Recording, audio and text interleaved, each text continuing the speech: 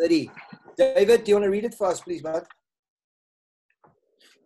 Chapter 30, page 90. Yep, okay. Chapter 30, feelings of the spiritually transformed person. What feelings will dominate a life that has been inwardly transformed to be like Christ? There are feelings associated with love, joy, peace, and their underlying conditions. Also, faith. The budgie thinks you're talking to it. What's that? It's making so much noise. Leave Sorry. the bird, I don't mind. I think she's going to go kill the bird first. There are feelings associated with love, joy, peace, and their underlying conditions. Also, faith, confidence, and hope are important in properly structuring the feeling dimensions of the mind and self. Hope is an anticipation and unseen good, not yet here. Sometimes the good is deliverance from present evil, so we rejoice in hope. Romans 12:12.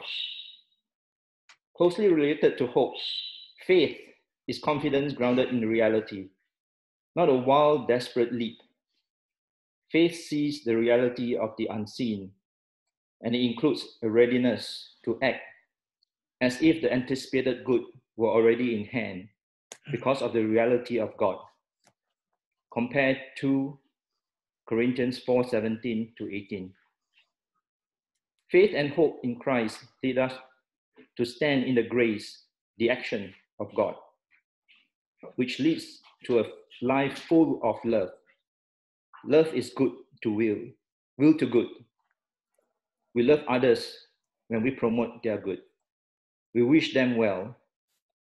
Love's contrary is malice, and its simple absence is indifference. Love is not the same as desire, for I may desire something without even wishing it well.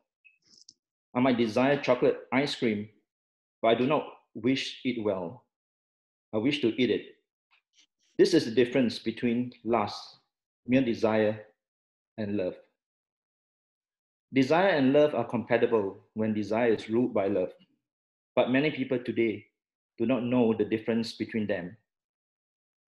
Hence, love constantly falls prey to lust. That is the major part of the deep sickness of contemporary life. Pride and fear no longer rules our lives when love is primary. Pride is defined by desire.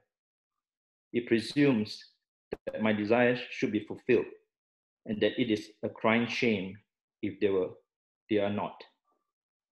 Lust and pride inevitably results in fear, for they bring us into a world of little dictators where people use and abuse others instead of helping and caring for them. The opposite of love is pride. Love eliminates pride because it nullifies our arrogant presumptions that we should get our way. With love, pride, and fear fade. Sometimes faith, hope, and love seem so lofty that they must be beyond our ordinary person, such as me.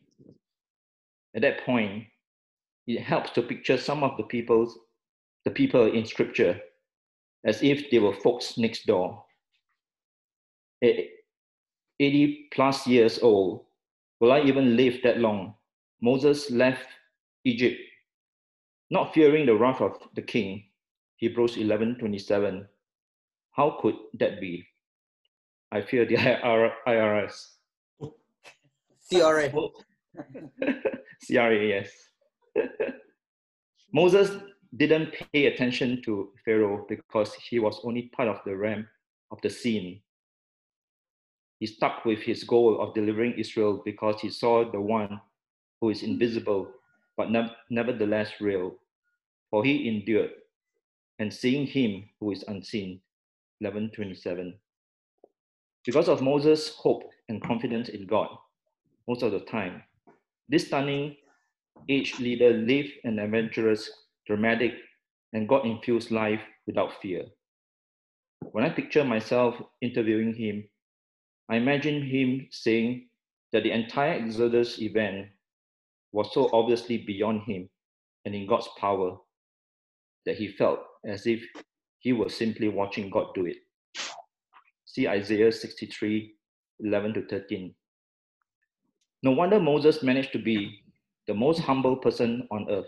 See Numbers 12, 3. He could lead and direct without pride.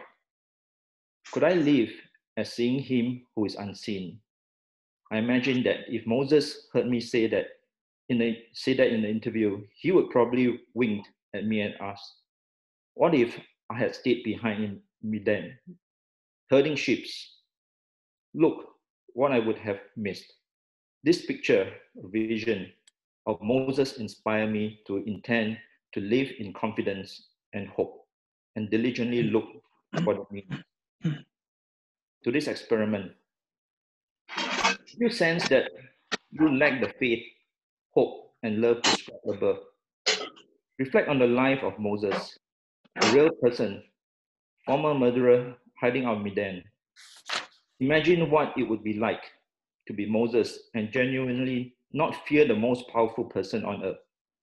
Imagine what it would be like to live with the hope of a promised land you've never seen, but you know is real. How would such confidence and hope draw you into deeper love of God, an overflowing desire to worship God? What would it make you want to say to God?